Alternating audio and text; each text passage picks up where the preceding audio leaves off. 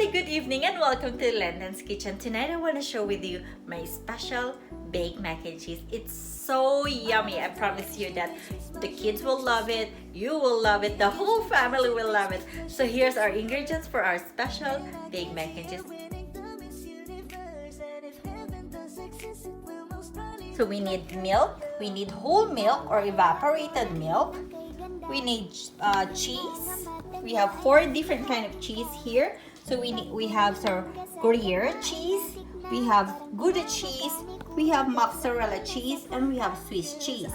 We need also a flour, we need some butter, macaroni, pasta. So we need panko, breadcrumbs. We need grated Parmesan cheese. I'm gonna grate that one later. We need melted butter, so we will melt this one later.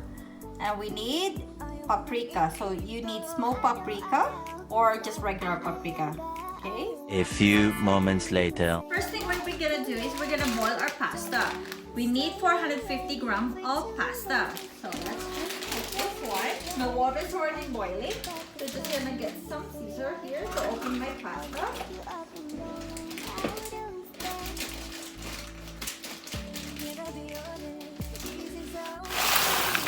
There we go. So don't overcook your pasta because you still need to bake this.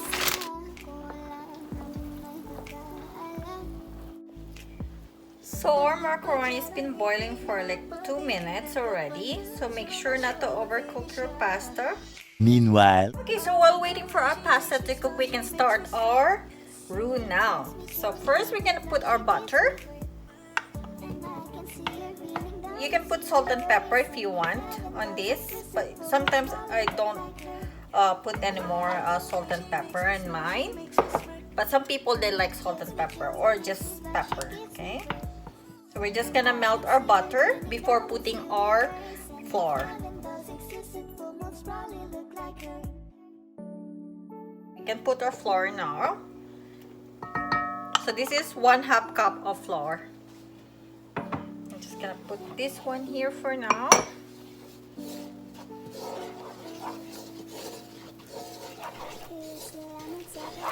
And then cook it for a bit.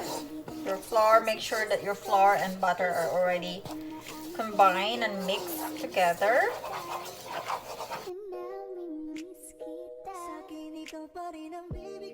So when you're putting your milk, you put it slowly, okay guys?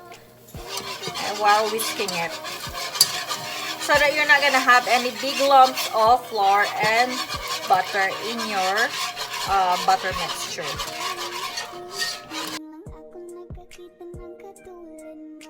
When your milk starts simmering, you can start putting your cheese.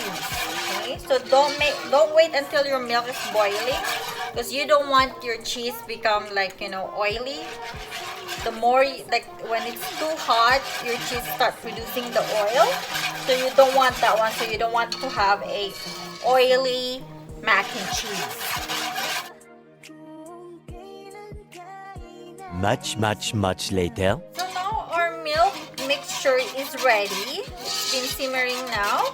So now we can put our cheese. Change my whisk into this pudding spoon now. It doesn't matter which one you're gonna put first. We're gonna put the tog now. I did that one on purpose so that you know, you see guys what cheeses that I put in my special baked mac and cheese.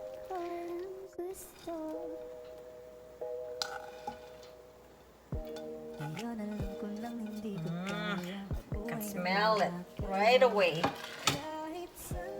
So yummy and gooey, so creamy. Look at that. Now, the rest of our cheese. I'm gonna put them all now.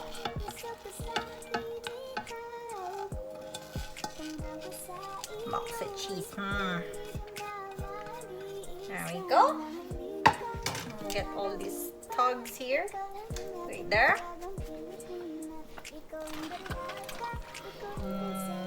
Look at that cheese. Oh, look at it. It's so yummy. So gooey. It smells so good.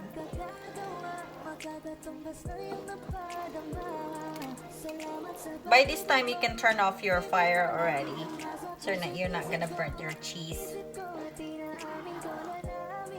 What you have to do is just wait until all the cheese is melted and combine or incorporate with the milk before putting your macaroni. So I still have some big chunk of mozzarella there, so you can see, guys. So we're just gonna wait until that one's all melted. Look at that! Look how gooey it is. Look at that.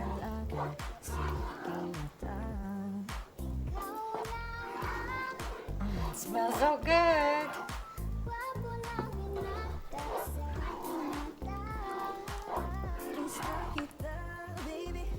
Almost there.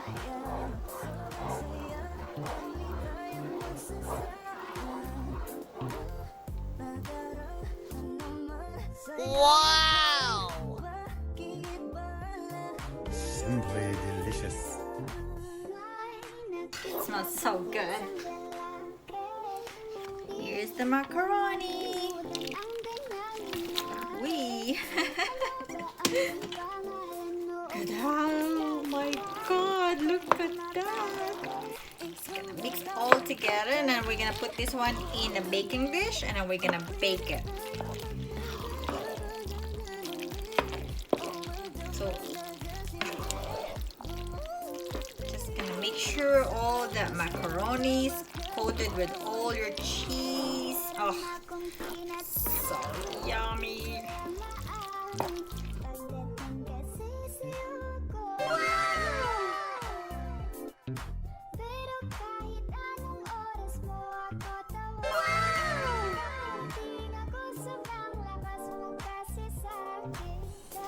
So we're gonna put this one in the baking dish now. So just be careful when you transferring your mac and cheese in your baking dish because it's really hot.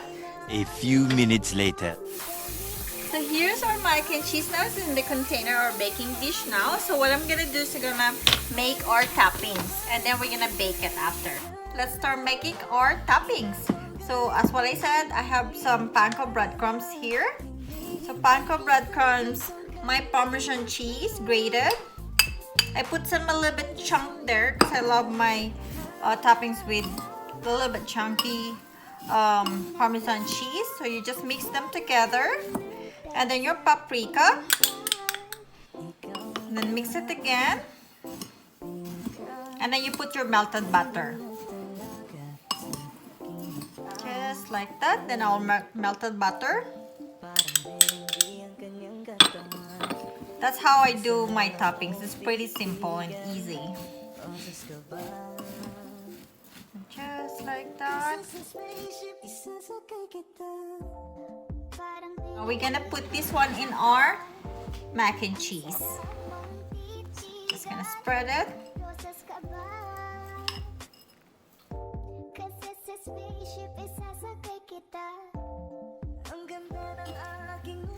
So now after we put our toppings in our mac and cheese, we're gonna bake this one at least 30 minutes. Okay, so we'll put it in the oven. It depends on your oven. Every oven have different calibration, as what I said in my other video. Some oven you can just only cook this one for 20 minutes or 25 minutes. Some oven you can cook it longer, but in my oven, because I know my calibration on my oven, how hot it is, so I usually cook it for only 30 minutes. 30 minutes later.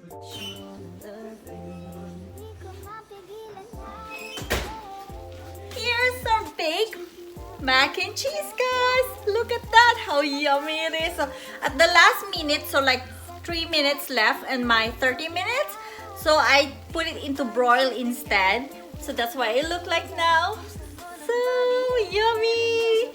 Now we're gonna cool it down for a bit before we start eating because it's really hot, so we don't want to burn our mouth. 5 minutes later. Now let's time to eat. Look at how yummy is that baked mac and cheese. Oh, I can't wait to put it in my mouth now. Look at it, it's so hot. Ooh.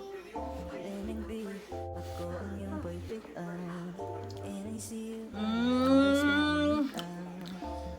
Oh, so yummy. Oh, the toppings are so crunchy and those so creamy mac and cheese. Mm.